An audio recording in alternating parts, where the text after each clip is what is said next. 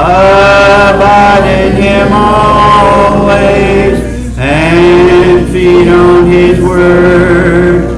Make friends of God's children, help those who are weak, forgetting in nothing His blessings to seek. Take time to be holy, the world rushes on. Spend much time in secret with Jesus alone. Abiding in Jesus, like Him thou shalt be. Thy friends and thy conduct His likeness shall see. Take time to be holy, be calm in thy soul. Each thought and each motive beneath His control. Thus led by His Spirit to fountains of love, thou soon shalt be fitted for service above.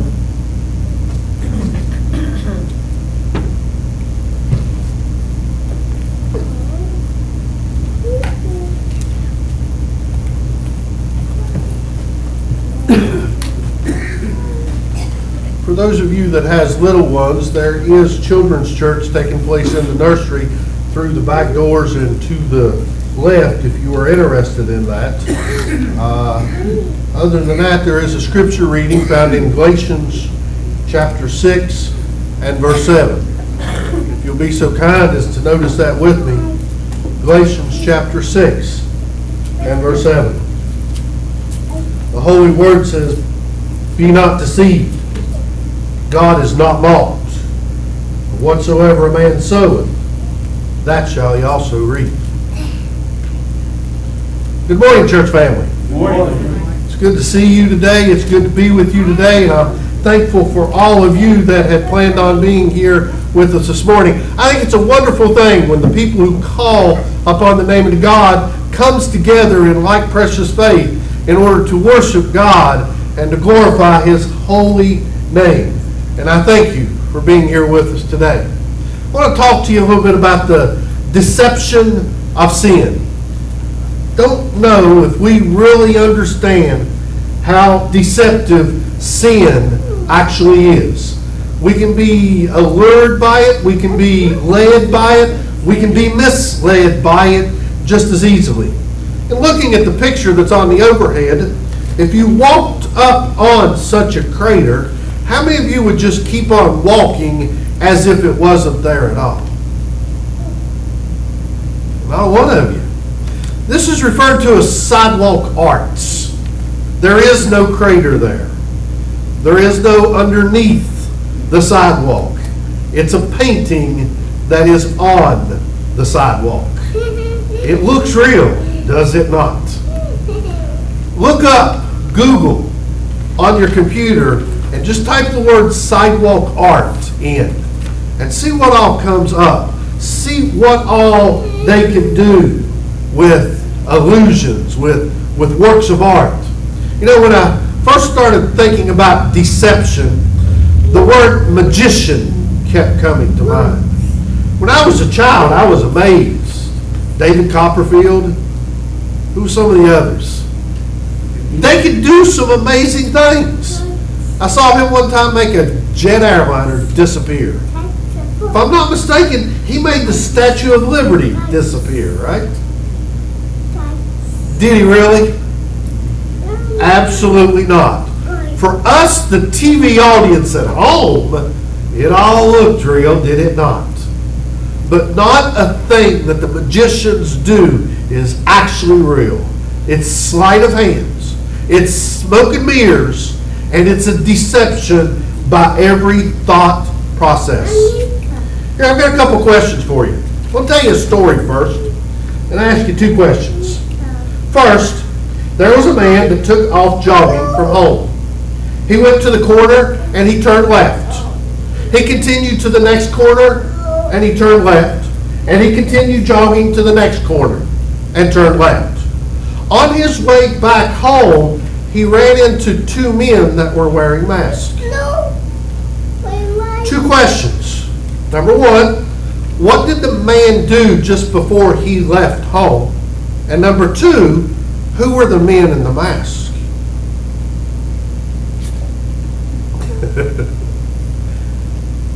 Puzzling, isn't it? The answer is very simple. Before the man left home, he hit a home run.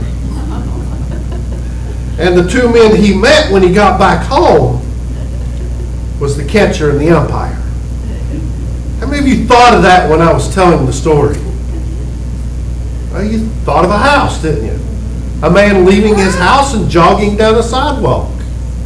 It's bits and pieces of information and how it's given that could twist people's mind into thinking a certain thing.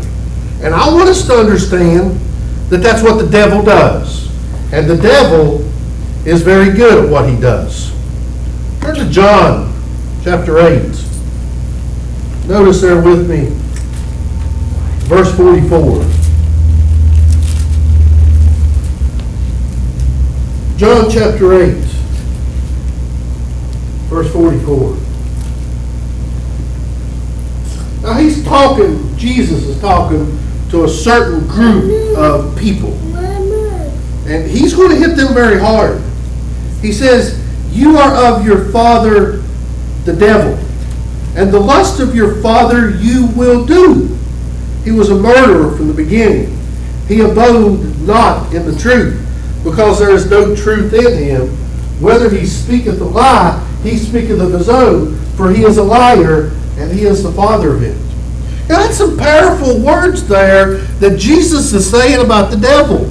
There's no truth in him. None whatsoever. So one thing we can count on, if the devil is speaking, there's lies coming out. Maybe it's tainted with some truth, but it's not the truth. Last week we talked a little bit about rat poison. You know how much good food is in rat poison? Good food in rat poison, yeah. About 98%. Some about 98.5% good food in rat poison. But there's 1% to 2% poison. That's about how much lies is mixed with the devil's words. Now think about it. If you take the truth and you water it down in any way, is it still the truth? Absolutely not. It becomes tainted, it becomes poisonous, and it becomes a lie. Jesus told these people, you are of your father the devil, your lust you will do because of your father the devil. He's a murderer. Now, the Old Testament said you had to commit the act of murder to be found guilty of murder. But Jesus twisted that a little bit, didn't he? Made it a little bit easier and better. Hate your brother or your sister. A murderer. And we probably killed a few people, haven't we? I know someone that can kill you with a look. Pierce a hole right through someone that person doesn't like. Wonder if we've ever been guilty of that. No, we didn't take a gun and shoot them. We didn't take a knife and stab them. But the thought in our head when we was looking at them in that way was, I wished you were dead. Jesus says if you think it, you've already committed the act in your heart. And the devil will convince us, you've not done any wrong. You've not done any wrong. He's a deceiver, he's a liar, and the truth is not in him. Think about point number one. The devil's job is to deceive anyone he can, any way he can, and he's not taking a day off.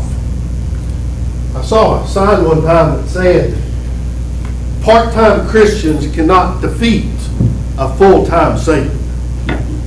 He's a spirit. He doesn't need to go to sleep. He doesn't need to rest. His goal is to get as many people as possible not to do what God says. And he'll twist it any way he can. He'll convince us any way he can, and he will lure us away any way he can. And a lot of times, it's with something as so easy as a television. I like to watch TV, don't get me wrong. There's shows on there I'm just enthralled with. There's movies on there I could sit and watch for hours. I know we all fall into that category. But you know, while we're feasting on the TV, we're not feasting on the Bible. While we're sitting numb in front of a TV, we're not doing God's will and God's work. As long as the devil can keep us entertained, he will. And that TV tells us exactly what we should wear. How many of you remember your mother making your clothes for you? Oh, there's a few of us. Back before we got to see how the stars really looked, right? The TV will tell us what to eat, what's kosher, what's good, what's hip. How many of us remember times when the TV didn't tell us stuff like that, and then the TV dinner came out? Frozen and in a freezer, stick it in a microwave, we're good to go, right?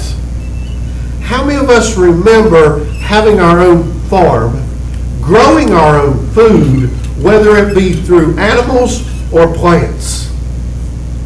Been a long time ago for some of us, hasn't it? The TV will teach us what to think, and the TV will teach us who to love, who to hate, what to fear, and what to do. It controls our life if we let it. And the devil wants us to understand that. He wants us to be attracted to the TV. He wants us to be tuned in to all the gossip that's going on those ridiculous programs. He wants us to be entertained. Look at 2 Corinthians chapter 11. I'm going to do verses 14 and 15. 2 Corinthians 11, 14 and 15. Let's do 13, 14, and 15. These all tie together. And I know we looked at these a couple weeks ago. For such are false prophets, deceitful workers, transforming themselves into the apostles of Christ. And no marvel, for Satan himself is transformed into an angel of light. Therefore, it is no great thing if his ministers also be transformed as the ministers of righteousness, whose end shall be according to their works. Now, Paul here isn't talking about a TV program. He isn't talking about a radio. But he is talking about TV evangelists or false teachers or people who claim to speak the truth. Oh, people who claim to speak the truth. You think the devil's going to come up to someone and tell them up front, hey, I'm going to lie to you. I'm going to deceive you with deception, and you're going to fall for it. The devil wouldn't start that way, would he? He would come off as if he is telling the truth. And the Bible says they are deceitful workers. They are false prophets, and they look like angels of light. They can even sound like, this is the right stuff, baby. Back at verse 3. And this is Paul talking to the church at Corinth. He says, but I fear. I didn't think Paul was scared of anything. He was beaten with rods. He was beaten with rocks. He was beaten and put in prison. He had all kinds of bad stuff done unto him, but he wasn't scared of these kind of things. He says, but this is what I fear. He says, I fear lest by any means, as the serpent beguiled Eve through his subtlety, so your minds should be corrupted from the simplicity that is in Christ. You know, that becomes a problem for a lot of people. Because the truth of the gospel plan of salvation is very simple. It's very easy to understand. And it's simply put forth. But what was Paul's fear? That their minds would become corrupt. That they would give up the simplicity of the truth, and they would want something that's a little bit more, that sounds a little bit better, that promises much, much greater things to come. And aren't there teachers out there that teach that there's so much more to the gospel than what the gospel actually says? Jesus warned of this. Turn to Matthew chapter 7.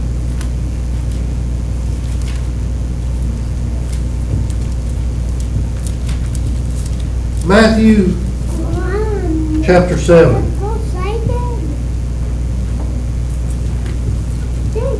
Notice there with me, verse 15. Jesus himself said, "Beware of false prophets, which come to you in sheep's clothing, but inwardly they are ravening wolves." Are they going to look like a wolf? Growling and showing their teeth and ready to devour? No. They're not going to come to you like that at all. Not going to come to any of us. They're going to be loving. They're going to be gentle. They're going to have kind words like a sheep. A sheep's not harsh at all. I don't know if you've been around them or not. They might move you, but that's kind of a soft feel of the sheep wool up against your leg as they're trying to move you. They're not really mean. They're not aggressive. And you know, a sheep really doesn't have any defense. If a wild animal comes to attack, they can't attack back. They can run a little ways, but it's just a little ways. They would soon be overpowered. So a sheep is very humble, and a sheep is very giving. But these false prophets are going to appear as if they're sheep. But inwardly, once they've got their claws or their fangs in, they're going to rip a person apart. Not literally. They're not going to walk up to you as a werewolf and start biting chunks out.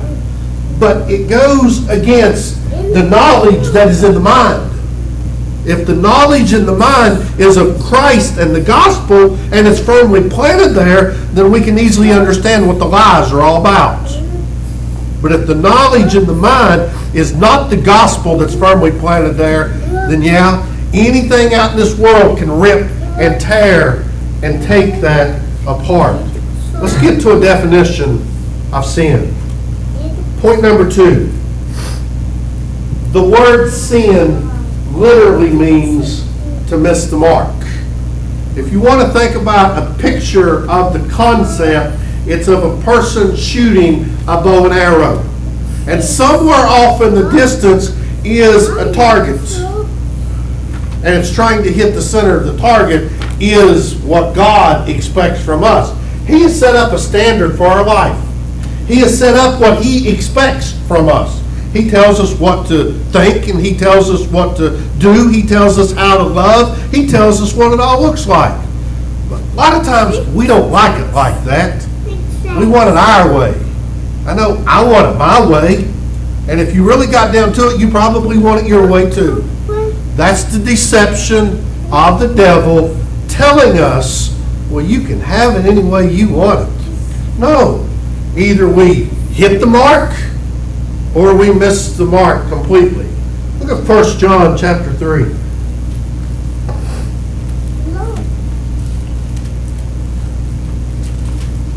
1 John chapter 3.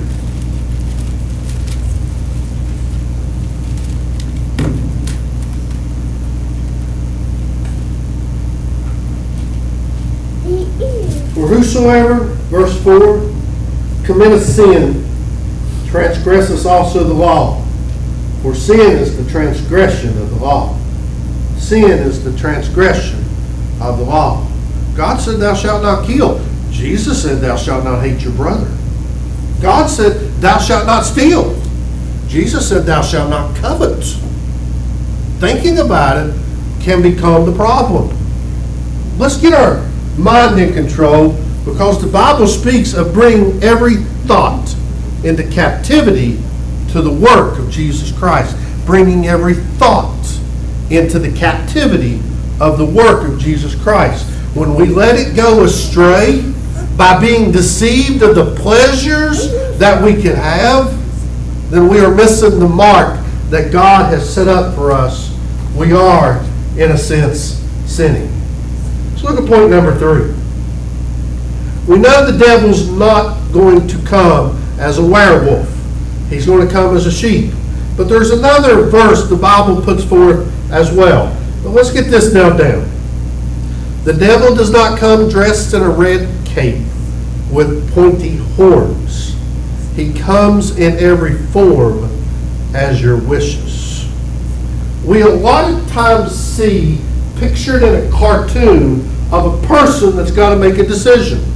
And on the right shoulder is always an angel, clothed in white with wings, halo over their head. And on the left shoulder is a little devil with a hood, a cape, horns, pitchfork, a tail that's pointed. And he's, of course, trying, you do what you want to do. And the angel's like, no, you do what God wants you to do. But understand, that's not what the devil looks like. And that's not what the devil's going to act like if and when he's tempting us. Let's look at 1 Peter chapter 5. If you're in 1 John, you just turn back like 2 pages. 1 Peter 5. Let us not be deceived on what the devil looks like. Understand, we cannot see him with this eye. He's going to come in another form. But look what Peter says. Be sober. That means don't get drunk and don't get messed up on drugs. Be vigilant. Always be on the lookout. Always be ready. He says, because your adversary or your enemy, the devil, is as a roaring lion, walking about seeking whom he may devour. He's in a spirit form. And he's walking about through this world to every person. And he analyzes our hearts. He analyzes our minds. He knows what we're thinking, and he knows what we want. And he's seeking to devour. Not just bite, not just take a hold, but to rip apart. Now, he's not going to do it physically with our physical being. He's going to do it mentally with our mind on God.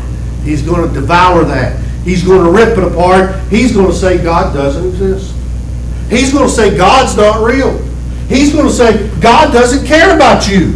He's going to say God's putting you through problems. You've got to quit trusting in him. He's going to lead us through these things, devouring every hope of every evidence of every belief that we have in God. Devouring, ripping, and tearing to shreds. I've heard one time, sin takes you further than you ever wanted to go. Oh, but didn't it look so beautiful when I started? Takes us further than we ever wanted to go. It keeps us longer than what we ever wanted to stay, and it costs us more than we could ever afford to pay. I think about that prodigal son quite often. I put myself in his shoes quite often because I was tempted with some of the ways of the world when I was a teenager growing up. I wanted to know. I wanted to know. But I didn't have the backbone to go to my dad and say, give me what's mine. He wouldn't have done it anyway. He knew that wasn't in my best interest. But with the prodigal son, he went to his father. Give me what's mine. Give me my inheritance. And he took that inheritance and he went and partied it up.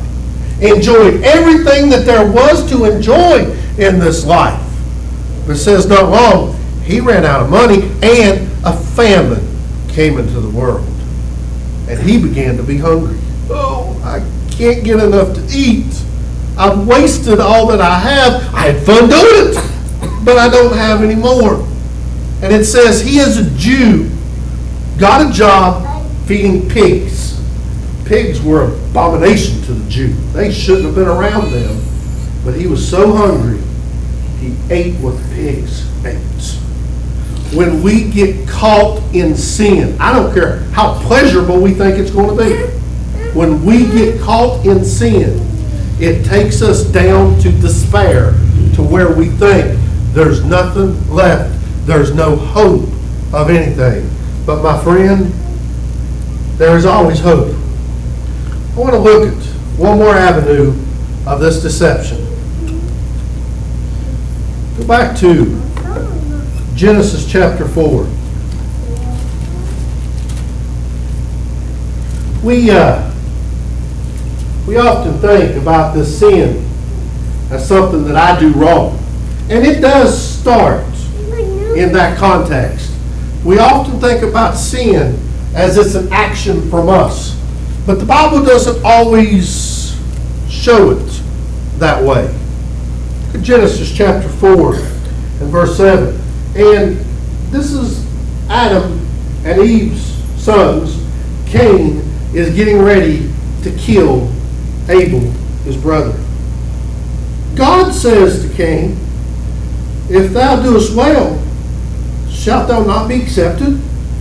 And if thou doest not well, notice this, sin lieth at the door, and unto thee shall it be his desire, and it shall rule over you. That's interesting. Sin lieth at the door. As if sin is an entity, a being in and of itself. As if he's crouched and he's waiting and he's looking for Cain to do something wrong so that sin can rule over Cain. I think sin is that way with every single one of us. It watches. It's interesting that Satan came into the garden as a snake. If you study a snake, it's very interesting. It can lay down on the ground, curl itself up, and it can sit there for approximately 30 days without moving. Can you sit there for 30 days without moving? I can't. I can't. But you know why it sits there for 30 days without moving? It watches.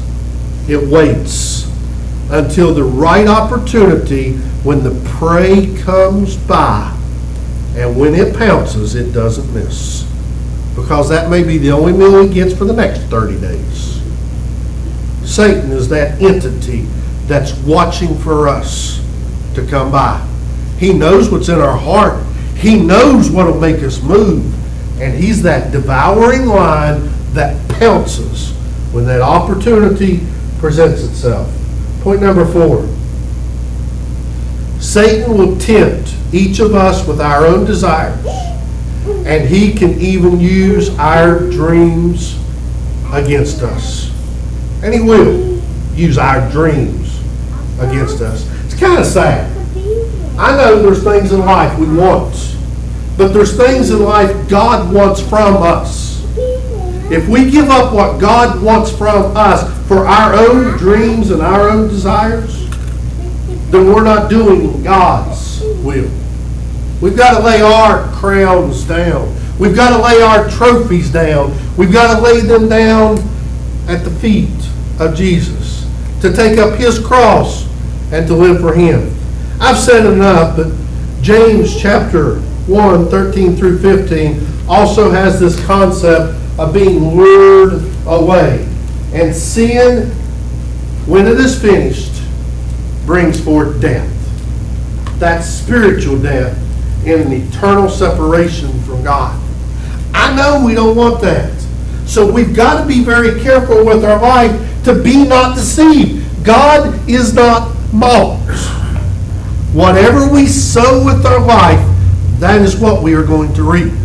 Galatians 6 and verse 7. If we sow righteousness towards God, we can inherit an eternal home in heaven. If we sow unrighteousness towards the devil, then where the devil is in eternity is where we will be too. And I know, deep down within my soul, and you do as well, we don't want to go to hell. And it is real, whether we believe in it or not. If the devil would tell you the truth, he would tell you it's real. But he wants you there, so he's not going to tell you the truth. When we embrace God's plans instead of our own, He is able to use us in ways we've never dreamed possible. And I'll be the first to admit, I lived a lot of my life seeking my own pleasure and my own wants and desires. And I didn't care about God. But as the prodigal son got down to the bottom of the pit to where he couldn't help himself out, I found myself there as well. I one day turned my life over to God. And He's brought me here to live at the beach, to work with a wonderful community, a wonderful church group. I never thought that would be possible. But He can take us places we can never dream if we live it for Him. So dedicate your life to Him today if you've never done that. If you have but strayed away, as the father of the prodigal son waited on the front porch for his son to return, God is waiting on the front porch of heaven looking for anyone to give their life and their heart to God. If we can help you with your soul's salvation in any way, let us know how, as together we stand and sing.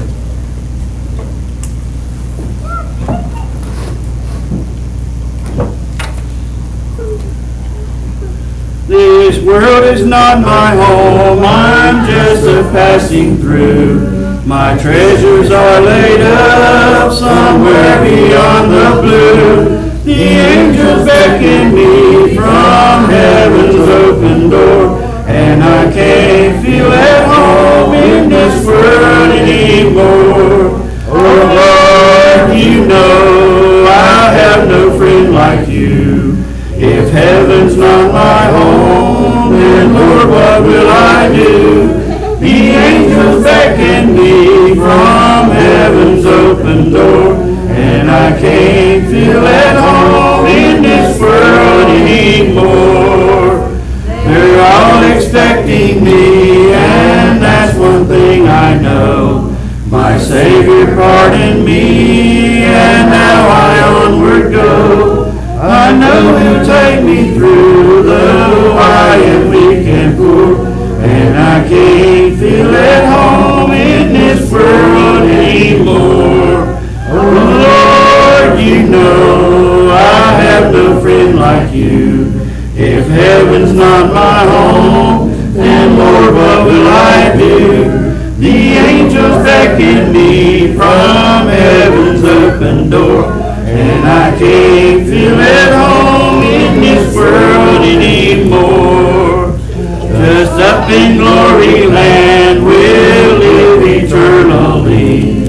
The saints on every hand are shouting victory. Their song of sweetest praise drifts back from heaven's shore, and I can't feel at home in this world anymore.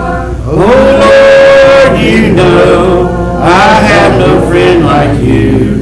If heaven's not my home, then Lord, what will I do? The angels beckon me from heaven's open door, and I can't feel at home in this world anymore. Need to remember those that were listed earlier today on the sick list that need our prayers, and we need to continue to pray for them.